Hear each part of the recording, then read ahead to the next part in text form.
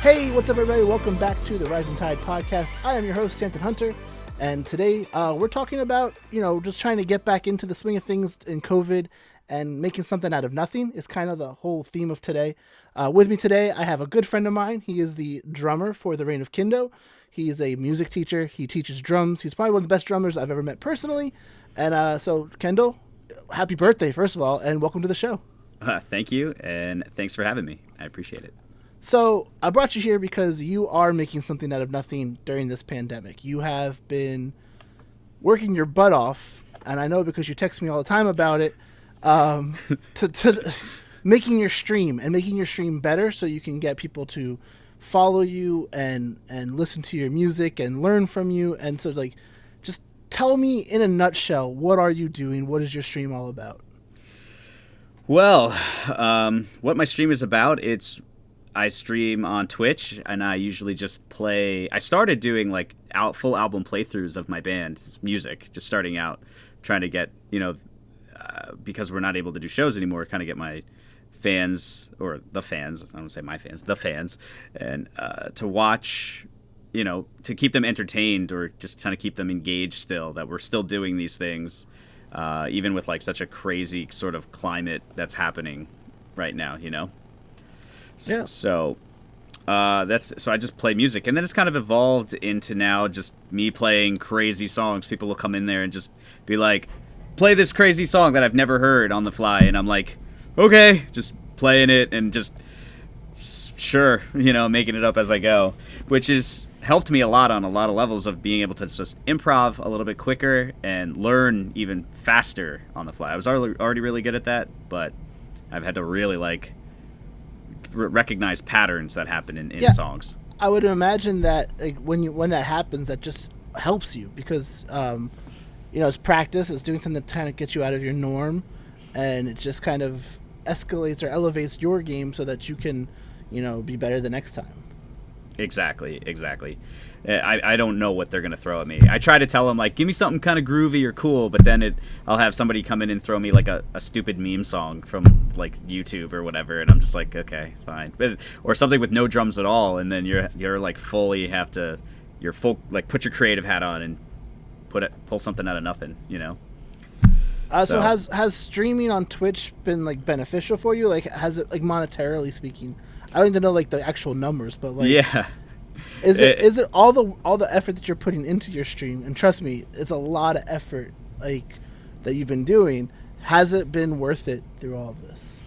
Definitely. Not to get too much into the monetization of it, but statistically January has actually been my best month out of any of them, and I've been streaming since July, and it's just slowly been progressing, and just I've seen what I've started with, which was just again a few of fans that would come and check me out, to now having almost a community, a little small community that's just slowly getting bigger and bigger. And I don't know how long that's going to go for, because I don't really want to have an end date to it, because it's super fun and I'd love to keep doing it, but I also still want to get back to touring and doing a regular life type of stuff now. But it has been absolutely worth it. It's one of my favorite things to do. Especially when there's a lot of people there engaging, chatting, telling jokes or stories or whatever it is that is on the docket. And I try to be very, I try to converse with them, not, it's hard to do it while I'm playing, but I'm always reading the chat while I'm playing and laughing, and it's a good time. It really is. It's definitely worth it. And you're kind of transitioning your channel into more you've been playing video games too, just for fun, right? So how's that? Does your fan base even like that, or is that something that's totally off the wall for them? It's not off the wall for them. I'm noticing a lot of my same viewers come back, and I'll be streaming at 10, 11 o'clock at night playing whatever game I'm playing, and they're coming in and watching me scream at my computer. It's fun. A lot of I've seen the correlation of most people who are on Twitch play video games. It's just we're in a video game age right now. Everybody who's coming, who's in their 30s played video games growing up, or even younger. It's everybody plays video games now, and if you're not, it's really rare to find somebody who's like, oh, I don't play games. It's you're now the minority. So My wife never played games. See, that's weird. Well, she blames it on her brother. She says that her brother never let her play when she was younger, and so she just never picked it up. Yep. But I think, especially amongst men or males, I feel like we have played video games a lot. My sisters didn't really play a lot of video games. Yeah. It definitely is more male dominated. I'm not sure why that is. It's the same thing for like competitive game, like video games. It's mainly male dominated, but I'm not sure why that is. But that's not to say that I don't run into a bunch of like girl gamers that play Among Us or play like whatever. They just play whatever games out there, and I'm like, oh, you play? It's like, really? I didn't. Even people I've never thought played video games totally they play video games. So I'm like, oh, that's amazing. So cool. Well, bringing this whole thing back to like the pandemic, what else have you been doing as far as like? I know you've been doing like online lessons. Has that been helping you get through the whole thing as well? Yeah, when COVID happened and we all had to quarantine, my job was able to very rapidly, literally overnight, go from in-person lessons, 30 to 45-minute lessons, to totally online. And what's really great about that is not everybody was like used to that, but we did it like seamlessly. And I was fortunate enough to be able to, which is the whole reason I did it in the first place, was build this studio.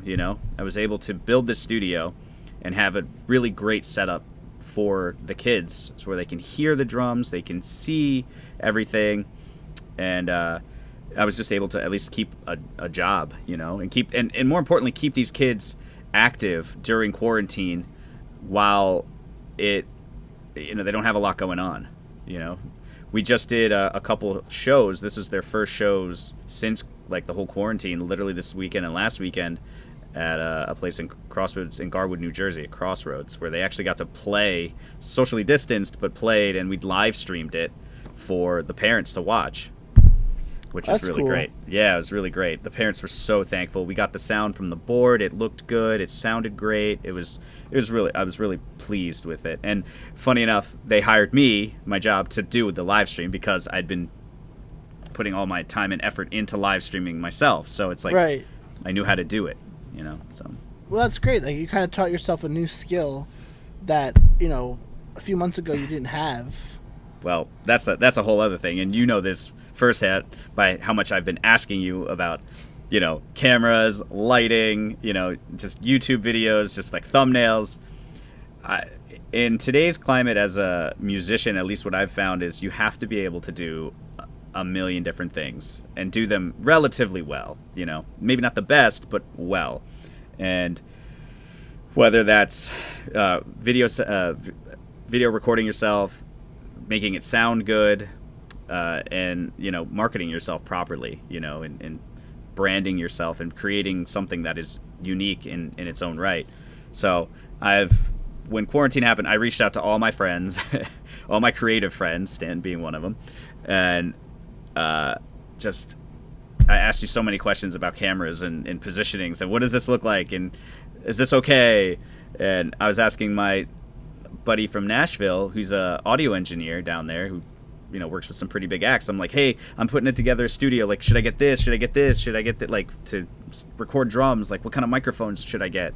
I was asking my dad's friend who works on Sesame Street, and he was like, these are great mics. Get these. I'm like, okay, you want to borrow some? Sure. So I did, and I've learned so much in such a short amount of time because I wasn't a recording engineer or anything like that. I was just a kid who played drums. A kid. Right. I'm 33. I'm a kid. Are you 33 now, or now that's your birthday? I'm officially 33. You're officially 33. Officially 33 today. And yeah, I just played drums. I didn't know how to record drums. I didn't know how to use a DSLR camera. I still don't really know. It's so in depth, but I have You're getting there. Yeah, a base understanding of lighting and key lights and hair lights and ambient lights and all this other. I'm just like, it was just mass consumption of information, and it's been good, and the payoff is there 100%. It's been there. So yeah. Well, I think it's funny. Like I was reading a while ago about how our generation has like the ability to adapt. Right? Yes. Like we have the ability to just pick up something and learn how to use it, figure it out. Something that our parents' generation kind of failed on. Like, Sure. Like I had to teach my mom when I was like 7 years old how to use a computer because like she couldn't figure that out on her own. Yep. We're like the first generation that if you just give them something, they'll figure it out. They can adapt. They're not Absolutely stuck on one lane. They can go pretty much the whole spectrum. And Yep. so I think you're the example of that. You are put in this situation where you don't have the ability to work normally. You don't have the ability to call on your friends and be like, hey, can you come shoot this for me? Because, I would have been there in a heartbeat, pre-pandemic. Of course. But you can't do that. You have to Nope. do it yourself. And I think not just as a musician, but as a creative. Yeah. Or as any profession. I think nowadays you have to wear more than one hat. You can't just Definitely. get by on one hat. Myself, like I taught myself the photography, the video, the lighting, all that stuff. But now I'm learning social media and marketing and stuff that I'm not strong at. I have to learn all that stuff to try and get myself out there because there are photographers out there who are not as good as me, I will say, but they can market themselves so much better. Sure. Yeah. And they get so much further in life or in their career or with their business than I ever will because they just know how to market themselves. Yeah. So absolutely. I feel the same way. I didn't know how to market myself. I still barely know how to do it. I'm like when I see people on like Instagram that just have like 1 million followers, I'm just like, oh, come on, man. And they're like, they've barely. It's just like a really hot chick playing the drums. I'm just like, come on, that's not even fair, Like it's not fair. It's not fair. Come on, what am I supposed to do with this? Like, look at me doing cool stuff, or you can just watch them play like AC/DC's Back in Black. You know what I mean? Like, right. And not even like like I'm like, okay. Like I'm a horrible drummer. You could play. No, anybody can play that song. Yeah. Know? If I had the looks and the proper chromosomes, I could probably have all those followers as well. That's very true. Yeah. Hey, there's nothing. I mean, listen. More power to them. More power. Absolutely. More power to them. I'm a little salty though when I see like other people. It's hard not to be. It's hard not to be, especially for the amount of hours and time that we've put into our crafts, right? Like that's the biggest thing is how much time we put into the craft. So that's what any kind of creative is or creative gets hired for, really, if you think about it, is like the amount of time that they've put into it. Totally. That's how I think about it. It's like when I first started playing gigs and stuff like that, I was making $0. Like literally I'd do gigs for free just because I was so like didn't know how to talk about money. I didn't know how to like ask or say, oh, well, okay, I'm going to do this, this, and this. Here's my price. I just didn't know how to do any of those things. Now I'm like, oh, well, how many songs am I playing? Like, where do I need to be? Like, how many miles is it? Like tally all that stuff up. And, but back then it's like, I didn't know that. I didn't know have like the self-worth, I'm still struggling with the self-worth in that aspect. My friend's wife just texted me not too long ago and she was like, hey, can you come do headshots for my law firm that I work at? I said, sure. And so she's like, my boss needs a quote. I said, okay, fine. I was like, how many people, where's your office located? Right, she gave me all that information. And it's like 4 or 5 people that I'm doing headshots for. I said, okay, like my total is like $450 or whatever I said. And she comes back to me and is like, is that $450 a person or $450 altogether? I was like, no, it's like $450 altogether. I wish I could charge $450 a person. Yeah. And she's like, well, my boss is used to paying $500 per person. I was like, I still missed out. I'm undervaluing. Yeah, I'm undervaluing myself. I hate that. And so I was like, she was my friend, and she didn't give my price over. I was like, all right, let's make it a little bit more, Yeah. But I'm still learning my value, and my wife always tells me like my biggest problem is my value of myself. Sure. She's like, you don't charge enough. I was like, well, if I charge more, like, and I've witnessed this. If I charge more, the clients walk away. They don't want to pay more. You bring up a good point because I run into this same instance where it's like you have to judge your clientele accordingly to like you have to kind of gauge it because I don't really want to say this, but I guess I will. It's like I don't always charge the same thing per person, like I don't do it because it's like I know some people are financially in different situations, so it's kind of hard to like I can't charge like a kid who's like 18, just gets out of high school and wants to take lessons like $100 an hour. Like that's just, they can't afford that. You know what I mean? That's not fair to them. So I don't know. I always think about that in the back of my mind of like, what's my clientele? Like, where are they at? Like, is it okay? I guess that's kind of, I don't know if that's bad, but that's something I've done. So I think as like more morality wise, like I think your morals are there. I just think that it's difficult because, as like my wife tells me, she's like, you're not charging enough. She wants me to charge X amount of dollars across the board, no matter what, X amount of Sure. dollars. And I've tried that approach, and my clients think it's too much and they walk away. Sure. And granted, when they find out what they're going to get for the price that they want to pay, they should have come back to me and hired me at my Right. original price. But they don't think that way. They just think, oh, I have a phone, I can shoot it myself. I have a camera, I can shoot it myself for that price or for less than that price. And you're right. You're paying for the experience, the knowledge, the trial and error that I've gone through to get to the product that I produce wasn't just overnight. It's something that I've worked on for years. So Exactly. you can't just pick up a camera and film it. No, you can't. Maybe you can. Maybe you're some genius with a camera. Not but me. like, I took a photo one time. It's probably my most famous photo of the Space Needle. And I used to blow it up when I went to shows really big, like 20 by 30, just something really big. Right. I call it the bug zapper approach. I put it in the front of my setup, and that just draws people in because they love the photo. Sure. And then they're like, oh, how much is that? And I said, oh, like that one's like $500, but I sell 8x10s for $50. And they're like, oh, that sounds great. One kid came up to me, and he was like, why would you, like, I could take that shot. I could take that shot, no problem. I was like, okay, buddy. Go do it. Go do it. Go do it. I was like, I've been approached by people who have photographed the Space Needle as a career for their entire lives. Sure. Who said, like, I could never have taken that shot in a million years. Or one person who used to work for a magazine in Seattle who's probably seen a million photos of the Space Needle said, like, I've never seen a shot like that. Like, that's literally a 1 in a million shot, if not more. So for this kid to come up to me and say, oh, I could take that shot and just walk away, like, that's the mentality of my clients a lot of the time. It's like, well, I can do it. Yeah. Well, I don't think you can. I'm gonna let everybody know you can't. Like, you can't. There's so much more that just goes into it that it's like, just a little bit that I've dived into, and I haven't even gotten into like photography. This for me, it's all been videos. Maybe I'll eventually get into the photography thing when I start going back on tour and seeing cool things again. But just even on the video, the ISO, the f-stops, the just color treatment, like literally the whole thing, like it's just so much. You know what I mean? Like you change one thing and then I'm like, well, now it looks terrible. What did I do? You know what I mean? Like what? I didn't change anything.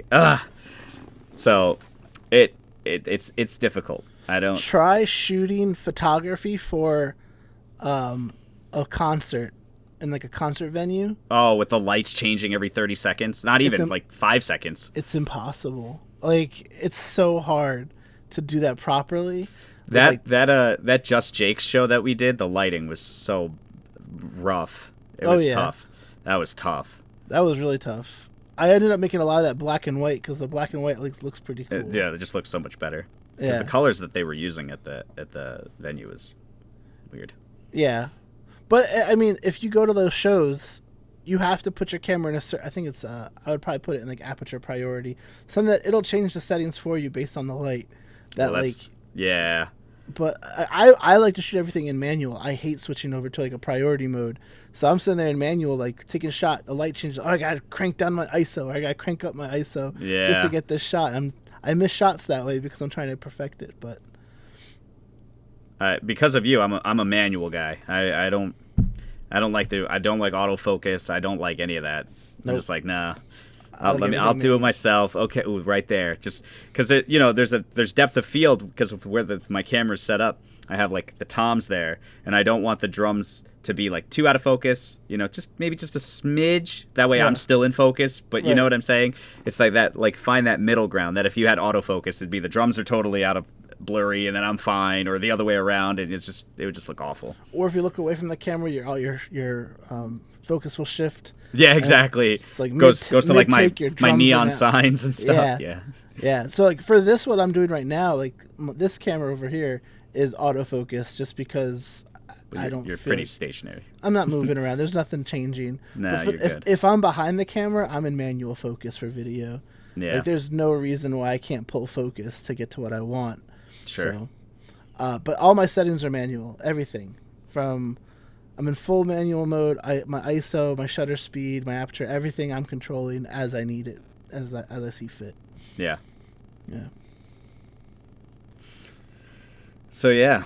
When anybody says like that they can do it, no. It's like me saying like I could be the drummer of the Reign of Kendo. Yeah, go do it. Yeah, I couldn't. Have you ever seen me behind a drum set? I haven't. You don't want to. It's embarrassing. Have I? You never sat behind mine at one of our gigs? I think together? I have. I don't think I ever like played. I don't remember. But you'd kick me off. It'd be a disgrace to your drum set. Anytime somebody who's like a little wonky on the drums and they start playing, I'm like, okay, all right. There's nothing. I like when somebody's playing bad drums. It's just like, oh, nope. It's like when a kid's like first learning the violin and it just sounds like absolutely terrible. Yeah, the screeching and everything. Yeah. It's just like, don't do that. Don't do that. I was at a friend's house and he was like, "Oh man, let's jam." I was like, "You don't want to jam with me, man. Like, trust me." He's like, "No, it'll be cool." Why don't you rap? You can rap so well. I can rap, but like he wanted me to play the drums while he played the guitar. Oh. And I was like, "That's a mistake. Like, you're not gonna jam. You're gonna like hate yourself for mentioning it. You're gonna hate yourself." And he said, "No, try it." So I get behind this drum set and I start playing. He's like, "Okay, you're right. Stop."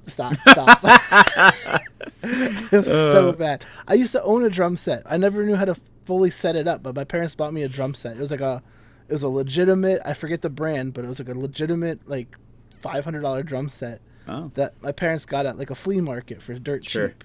And I set it up as best as I could. I had like the bass drum, the snare, like the crash cymbal, but like I didn't have like all the other drums set up properly, and I just never learned how to like keep a rhythm on it. It's a steep learning curve for sure. Like there's a million moving parts. Like no kid in their right mind, they look at a drum set, they're gonna be like, I don't know, not even how to play it, but just how to set it up. Yeah, you know. No, I never. I've had numerous parents, even in the pandemic, come and say, "Hey, can you come set up our drum set?" I'm like, well, if it wasn't, pre-pandemic, sure, I'd come and, help a kid out. But like, if it's, right now, I'm like, absolutely not. No, I'm sorry. They gotta wait. We could live stream it, like, or Zoom call it or something like that, I'll walk you through it step by step. I'll walk you. Yeah, exactly. I'll walk you through it, which I have. Actually, I'll get into lessons with little kids. And their parents are like figuring this out. I'm like, okay, so turn this little thing right here, and then I'll just tell them put the cymbal this way, and then put the felt on last, then screw the wing nut. Yeah. You can tilt the cymbal so it's not like. So. Yeah. Well, lesson learned. You don't want me behind your drum set. That's the moral of the story, Stanton. That is the moral of the story. I'll stay behind my camera. You stay behind your drum set, and we'll make magic. Yes. Stanton films all of my my YouTube videos, or edits all my I do. YouTube I videos. edit all your slowly lately. Slowly. But we're busy. Yeah, busy. Yeah, but no, I do, and I want to talk quickly about the Reign of Kendo's live stream coming up because that's happening in 2 weeks from the date this airs. It'll be a week and 2 days. So Valentine's Day, February 14th, 2021. With the way I've noted with the way in which things are, the only way that we can do safe entertainment for bands currently is live streaming, or social distance shows. It's February, too cold, can't do that unless everybody sits in their car. I've heard some weird things about the radios and like the speaker systems being like distorted. I've been to a couple of things like that for work. Yeah, it was cool, but it's run its course, I think. Exactly. It's more of a summertime thing anyway. Yeah. But so we are going to the beautiful Barbershop Studios in Lake Hopatcong, New Jersey, and it's a beautiful building that's like it's a converted church into a recording studio, and it's awesome. I'm so excited. I have never recorded in the A room. I've recorded in the B room and the C room before in that building, but the A room is like where all the bigger bands have recorded there. Like Breaking Benjamin is one. Like there's a list. I'm not even gonna get through it, but and Stanton here is gonna be filming it and live streaming it, and that's gonna be really sick. You know, we're gonna play, a bunch of songs. It's gonna be really cool. We're gonna set the mood, Valentine's Day-ish. I'm excited about that. Basically, just try to put it. I put this whole thing together. I literally put the whole thing together because we need to play music. We need to still do what we do, which is make and create, and make music. Right. So you gotta keep trying to keep your head above water. Yeah, and otherwise you sink. Exactly. So gather up all my friends as I do. This is how I work. Hey, all my friends. Okay, let's just all do stuff together. I like you. Let's do something together. I like you. We're friends. Come on, let's go. So, yeah, it's gonna be over. Well, I guess it's 2 days for you and I, but the live stream is just gonna be the one day for a couple hours or however long it is. Yeah, I'm excited. It's gonna be a lot of fun. You should be excited. I'm excited. I'm a little nervous because you just never know with technology and just how something could always go wrong.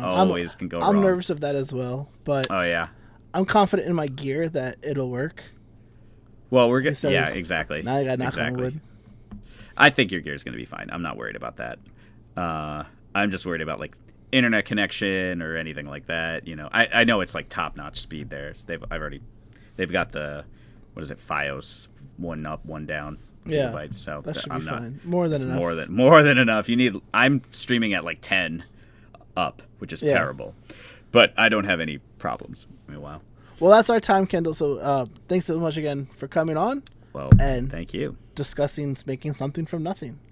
Hopefully people out there can learn a little bit as to ideas or something. I think in that last Zoom that we were just in, Rodney made the point that anything is a niche on Twitch, right? Like, definitely. There's an audience for anything. Anything. I've had people who like build guns and take them apart, and like just dissect guns. Yeah. You know what I mean? Like literally, I'm like, really? Okay. There's just chatting. There's something for everybody online right now. Like, it doesn't matter what it is that you're into.